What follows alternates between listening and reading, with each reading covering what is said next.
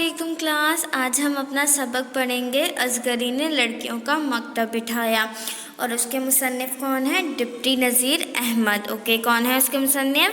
Deputy नज़ीर अहमद। तो पहले हम डिप्टी नज़ीर अहमद के बारे में जानते हैं। विलादत 1831 1831 में पैदा हुए, वफ़ात 1912 1912। ओके। शमसुल उलमा ख़ान बहादुर मौलाना नज़ीर अहमद ज़िला बंजौर हिंदुस्तान में पैदा हुए। इब्तदाई तालीम अपने गांव में हासिल की। बंजौर हिंदुस्तान में पैदा हुए, तालीम अपने गांव से ही ली। बाद में तालीम का शौक़ उन्हें दिल्ली ले आया, मतलब पढ़ने लिखने का उन्हें शौक़ था। यहाँ मौलवी अब्दुल हक के खुलकाए दर्स में दाखिल हुए। दिल्ली के कॉलेज अदब अरबी फ़लसफ़ा और रियाजी की तालीम हासिल की। दिल्ली के कॉलेज से किस की तालीम हासिल की? अरबी फ़लसफ़ा रियाजी यानी कि मैथ्स। अंग्रेज़ी ज़ाती मेहनत और कोशिश से पढ़ी। मुलाजमत का आगाज़ ज़िला गुजरात पंजाब से मुदारिस की हैसियत से किया। बाद में तरक्की करके इंस्पेक्टर मुदारिस हो गए, फिर तहसीलदार और बाद अज़ा अफसर बंदोबस्त हुए। इसके बाद रियासत हैदराबाद चले गए। रिटायर होने के बाद दिल्ली में आकर बाकी ज़िंदगी तसनीफ़ व तालीफ़ में बसर की। नज़ीर अहमद को उर्दू का पहला नावल निगार कहा जाता है। डिप्टी नज़ीर अहमद ने 7 नावल लिखे, जिनमें मिरातुल उरूस, तौबतुल असुवा, इब्नुल वक्त, बिनतुल अश ख़ास तौर पर काबिल ज़िक्र हैं। यह हमने उनकी ज़िंदगी के बारे में जाना कि उसने अपनी तसनीफ़ी ज़िंदगी जब अपनी तमाम जॉब से रिटायरमेंट लेने के बाद दिल्ली में आके स्टार्ट की। ये उनकी कुछ मशहूर किताबों के नाम मिरातुल उरूस, तौबतुल असुवा, इब्नुल वक्त हैं, ठीक है। और वहाँ पे उन्होंने जो है मुख्तलिफ़ किस्म की मुलाजमत भी की हैं। उसके बाद अब हम अपना सबक शुरू करेंगे। असगरी ने लड़कियों का मकतब बिठाया। ओके, तो अब हम अपना सबक शुरू करते हैं। हकीम साहब के छोटे भाई फ़तहुल्लाह ख़ान बहुत मुद्दत तक वली इंद वर्कर की सरकार में मुख्तियार कुल रहे, मतलब वो गवर्नमेंट जॉब करते थे और हज़ारों रुपए की अमलाक शहर में ख़रीद कर ली थी। बड़ी शान से रहते थे। देवड़ी पर सिपाहियों का गारिद, अंदर बाहर 30-40 आदमी, नौकर, घोड़े, हाथी, पालकी, बग्घी सवारी को मौजूद थे, यानी कि उस वक्त के रईस आदमी थे, ठीक है। फ़तहुल्लाह ख़ान की 2 बेटियां थीं, जमाल आरा और हुसन आरा। जमाल आरा तो अब असफंदियार ख़ान के बेटे से ब्याही गई थी, यानी कि बड़ी बहन जो उनकी जो बड़ी बेटी थी जमाल आरा, उसकी शादी असफंदियार ख़ान के बेटे से हो गई थी। हुसन आरा की निस्बत तो अब झेजर के ख़ानदान में हुई थी और इसके जो हुसन आरा है इसकी भी इंगेजमेंट हो चुकी थी। इन लड़कियों की खाला शाह ज़मानी बेगम इस मोहल्ले में रहती थी जिसमें असगरी का मायका था, मतलब जहाँ पे असगरी रहती थी वहाँ पे इनकी खाला शाह ज़मानी बेगम रहती थी, ठीक है। इस मोहल्ले में तो असगरी की लियाकत का शौर था, यानी असगरी काफ़ी मशहूर थी। शाह ज़मानी बेगम भी असगरी के हाल से खूब वाकिफ़ थी, वो भी असगरी को अच्छी तरीके से जानती थी। शाह ज़मानी बेगम अपनी छोटी बहन हुसन आरा की माँ से मिलने के लिए आई। दुनिया का दस्तूर है कि कोई फ़र्द बशर रंज से खाली नहीं। अगर हर तरफ खुशी ही खुशी हो तो इंसान खुदा को भूल कर भी याद ना करे। शाह ज़मानी की छोटी बहन सुल्ताना को दुनिया के सब ऐश में असर थे, यानी कि फ़तहुल्लाह ख़ान की बीवी, उनको हर तरीके का ऐश में असर था। लेकिन अभी क्या कह रहे हैं कि दुनिया का दस्तूर है, अगर आपके पास दौलत है तो खुशी नहीं, अगर आपके पास खुशी है तो दौलत नहीं, यानी कि आपके पास किसी ना किसी तरफ से कोई ना कोई कमी होती है। अगर कोई कमी ना हो, आप खुश भी हो, आपके पास दौलत भी हो, तो आप अल्लाह ताला को भूल जाते हैं। तो अब क्या कह रहे हैं कि फ़तहुल्लाह ख़ान की जो बीवी सुल्ताना थी, शाह ज़मानी की छोटी बहन, उसके पास हर तरह की माल और दौलत थी, लेकिन वो एक तरफ से परेशान थी। और उनकी परेशानी की बाइस क्या थी? लेकिन लड़कियों की तरफ से रंजीदा खातिर रहा करती थी। हुसन आरा के मिजाज की इब्तिदा ऐसी बुरी पड़ी थी कि अपने घर में सबसे, मतलब जो उनकी छोटी बेटी थी हुसन आरा, वो बहुत ही शरारती थी, बिगाड़ा था। ना माँ का लिहाज करती थी, ना बाप का अदब, ना आपा का अदब, ना बाप का डर। नौकर हैं कि आप ताला है, मतलब नौकर भी उससे परेशान हैं। लोंडियाँ हैं कि अलग पनाह मांगती हैं, लोंडियाँ तो उससे माफ़ी मांगती हैं। गर्ज हुसन आरा सारे घर को सर पे उठाए रहती थी। शाह ज़मानी बेगम के आने से चाहिए था कि बड़ी खाला समझकर हुसन आरा घड़ी 2 घड़ी को चुप होकर बैठ जाती। کیا ذکر شاہ زمانی بیگم کو پالکی سے اتر دیر نہ ہوئی تھی، مطلب ابھی وہ گھر میں انٹر ہی ہوئی تھی کہ لگاتار 2-3 فریادیں آئیں کہ بیگم صاحب دیکھیے چھوٹی صاحبزادی نے میری نئی اوڑھنی لیڑ کر ڈالی، یعنی کہ اس کے ٹکڑے ٹکڑے کر ڈالے، اب مجھے کون بنا کر دے گا۔ گلاب بلبلا اٹھی کہ ہائے میرا کان خون نہ خون ہو گیا۔ باورچی سے ماما نے دہائی دی، اچھی خدا کے لیے کوئی ان کو سمجھاتا، سالن کی پتیلیوں میں مٹھیاں بھر بھر کے رانکھ جھونک رہی ہیں۔ شاہ زمانی بیگم نے آواز دی، حسنہ یہاں آؤ۔ خالہ کی آواز پہچان بارے حسن آرا چلی تو آئی، لیکن نہ سلام نہ دعا، یعنی کہ ان کی بلانے پر آ تو گئی لیکن نہ سلام کی، نہ مطلب ان سے نہ حال چال پوچھا، ٹھیک ہے۔ ہاتھوں میں راکھ پاؤں میں کیچڑ، اس حالت میں دوڑ خالہ سے لپٹ گئی، مطلب گندی ہو رہی تھی اس کے باوجود خالہ کے گلے لگ گئی۔ خالہ نے کہا حسنہ تم بہت شوخی کرنے لگی، یعنی کہ بہت شرارتی ہو گئی ہو۔ حسنہ آرا نے کہا کہ اس سنبل چڑیل نے فریاد کی ہوگی۔ یہ کہہ کر خالہ کی گود سے نکل لپک کر سنبل کا سر کھسوٹ لیا، یعنی کہ سر سے پکڑ لیا۔ بہتریا اخلا آئیں کرتی رہیں، ایک نہ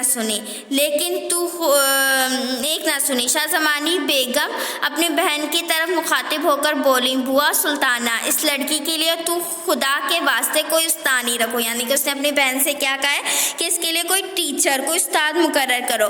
شاہ زمانی بیگم، اوئی بوا تمہاری بھی کہاوت وہی ہے، ڈھنڈورا آواز شہر میں بچہ بغل میں، خود تمہارے محلے میں مولوی محمد فاضل کی چھوٹی بہو لاکھ استانیوں کی ایک استانی ہے۔ اب وہ کیا کہہ رہی ہیں، جب اس نے جو ہے شاہ زمانی نے سلطانہ کو جب کہا کہ اس کے لیے کوئی استاد رکھو تو سلطانہ سے آگے کیا جواب دیا کہ تمہارے محلے میں ایک استانی رہتی ہے نا اصغری، وہ تو لاکھ استانیوں کی ایک استانی ہے، میں اسے اسی کے پاس مطلب اسی کو بلاؤں گی اس کی تربیت کے لیے، ٹھیک ہے۔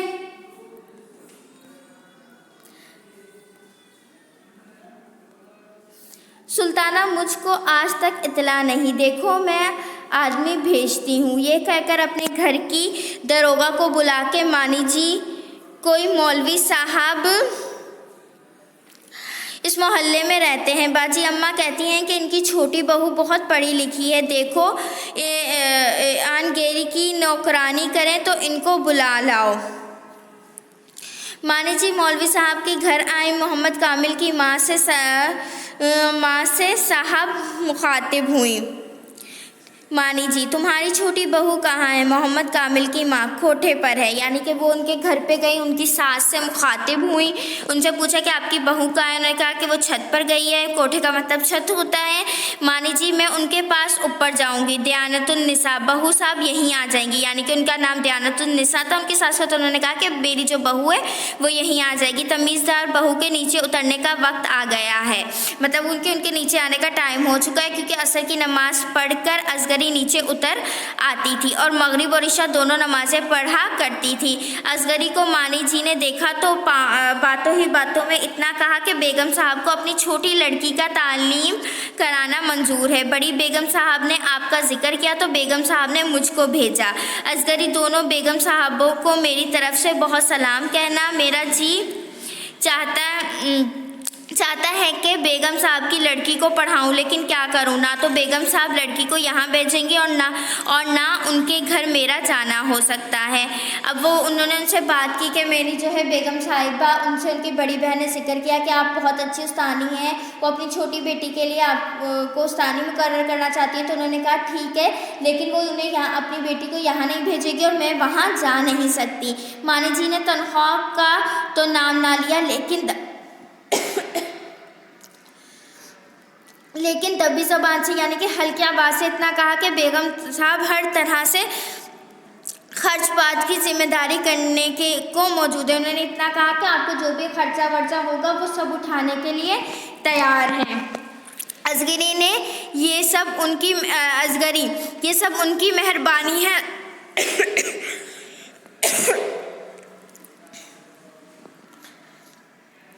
یہ سب ان کی مہربانی ہے، ان کی ریاست کو یہی بات زیبا ہے، لیکن ان کے زیر سایہ ہم غریب بھی پڑے ہیں، تو خدا नंगा भूखा नहीं रखता।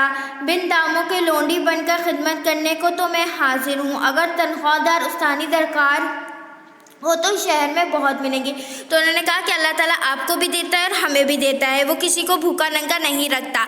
अगर आप बिना तनख्वाह के मुझे उसकी उस्तानी मुकर्रर करने के लिए तैयार हैं तो मैं ठीक हूँ, लेकिन अगर आप पैसे से कह रहे हैं कि मैं उसको पढ़ाऊँ तो मैं ऐसा नहीं कर सकती, और पैसे से पढ़ाने वाली आपको शहर में बहुत सारी मिल जाएंगी।